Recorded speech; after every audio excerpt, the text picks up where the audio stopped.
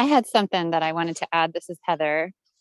It's really, really good timing that you were saying this. I went out to dinner with some friends of Miles's and my husband Miles, and we went out, the four of us, and I felt very much like an outcast because there was some gossiping happening, and I found myself wanting to and doing so, sort of like just not engaging, and then also sort of trying to stand up for the person, even though I didn't know really who they were.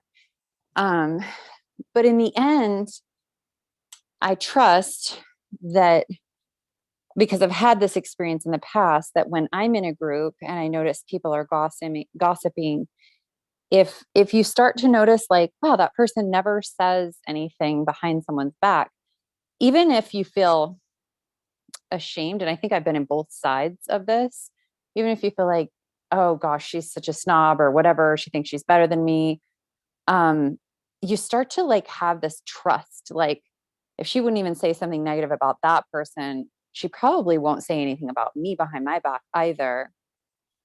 And like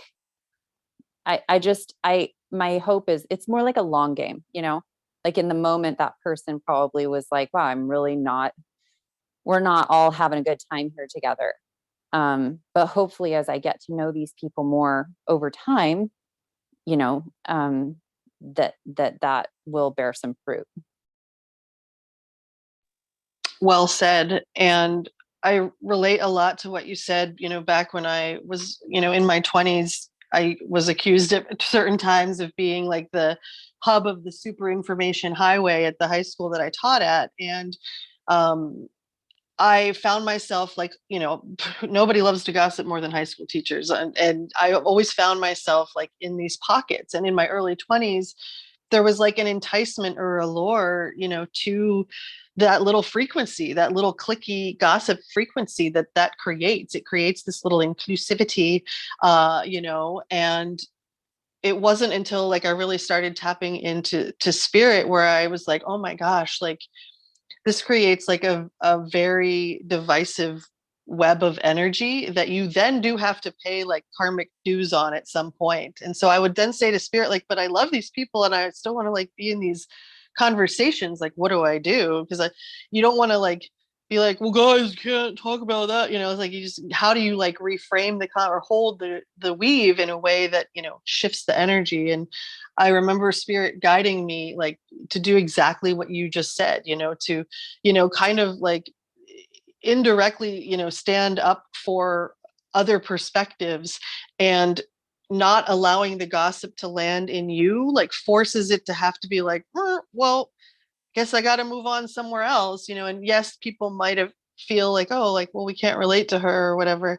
But like you said, like over time, it really does begin to shift the weave, and it starts to feel kind of icky to others, I've noticed. And so I just, it's not an easy thing to do, but I commend you for holding that space, when you definitely want to be the relatable person and just connect in that moment. Yeah, thank you. It was kind of challenging because these folks have known my husband for a long time and they had been waiting to meet me, and I was like wanting for it to be really smooth and not awkward. And so anyways, it's not easy, but it was good, I think.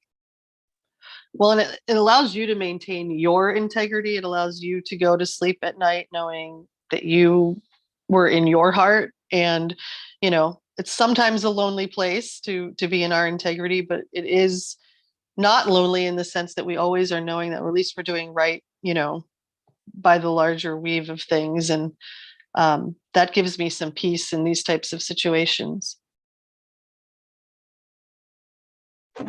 Yeah, absolutely. Thank you again so much for sharing that. I appreciate it.